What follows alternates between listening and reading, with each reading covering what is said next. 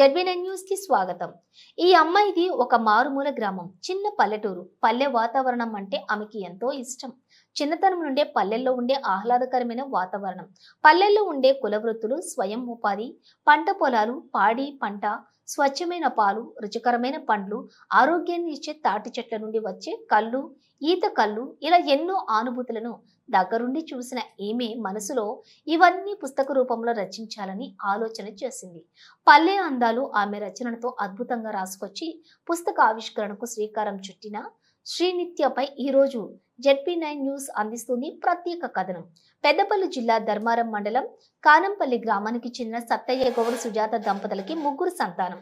రెండో కూతురు శ్రీనిత్య సత్తయ్య గౌడ్లకు కులవృత్తి వారి జీవనం ఆధారం.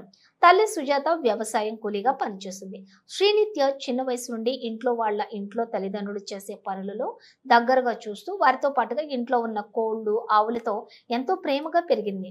శ్రీనిత్య పల్లె వాతావరణాన్ని 108 పద్యాలతో ఎంతో అద్భుతంగా రాసి పుస్తక ఆవిష్కరణకు శ్రీకారం చుట్టింది. ఆ పుస్తకంలో రాసిన ప్రతి పద్యం కూడా పల్లెటూరి నేపథ్యంలో ఉండే జీవన విధానాలను ప్రతిబింబిస్తున్నాయి. శ్రీనిత్య చిన్నతనం నుండి ఇవన్నీ దగ్గర నుండి చూసి పెరిగిన అనుభవంతోనే రాయగలిగాను అని తెలిపింది. శ్రీనిత్య ప్రస్తుతం ఇంటర్మీడియట్ 2వ సంవత్సరం చదువుతుంది.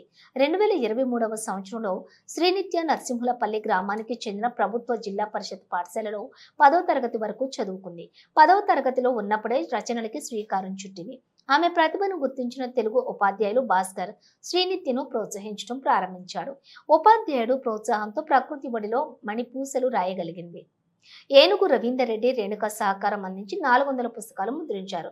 శ్రీనిత్య రచించిన ప్రకృతి ఒడిలో మణిపూసల శతకం పుస్తకంకు ప్రముఖులచే ప్రశంసలు పొందింది. ఇటీవల హైదరాబాద్ లో నిర్వహించిన బాలశాస్త్రుల వేదికలో శ్రీనిత్యను ప్రత్యేకంగా సన్మానించి ఆమె రచించిన పుస్తకాన్ని కొనియాడారు.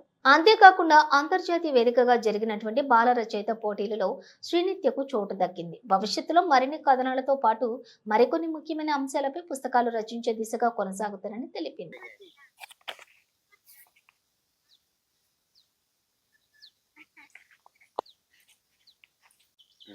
నా పేరు ఎన్ శ్రీనిత్య. మా ఊరు కానంపల్లి. నేను 10వ తరగతి నరసింహులపల్లిలో చదివాను. నేను 10వ తరగతి చదవంగా ప్రకృతి ఒడిలో అనే మణిపూసల్ని రాశాను. 108 పద్యాలను రాశాను. నేను రాయడానికి కారణం, నేను చిన్నప్పటి నుండి ఈ ప్రకృతి ఒడిలోనే పెరిగాను. ఈ ప్రకృతిని చూస్తూనే ఉన్నాను. అందుకే నేను ఈ ప్రకృతి గురించి రాయాలనుకున్నాను. అందుకే రాశాను. పచ్చని పంట పొలాలు, పండ్ల గురించి, రకరకాల చెట్ల గురించి రాశాను.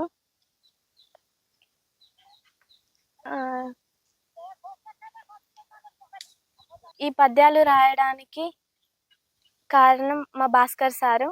మా భాస్కర్ సార్ ప్రోత్సాహంతోనే నేను ఈ పద్యాలను రాశాను. 108 పద్యాలను రాశాను.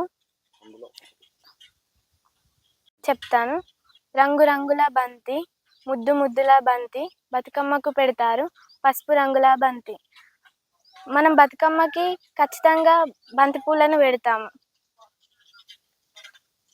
మా ఊరిలో ఈ బంతి చెట్లు కూడా పెడతారు, బంతి పూలు అమ్ముతారు. అందుకే ఆ బంతి పూలను చూశాను, అందుకే ఈ పద్యం రాశాను నేను.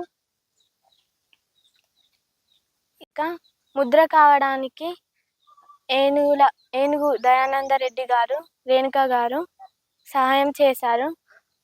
ఆ దృష్టికి తీసుకెళ్లిన మా జ్యోతి మేడం గారికి ధన్యవాదాలు. నేను ఇంకా భవిష్యత్తులో ఎన్నో కథలు, కవితలు, పద్యాలు ఇంకెన్నో రాయాలని అనుకుంటున్నాను. అవి కూడా త్వరలో మీ ముందుకు తీసుకొస్తాను.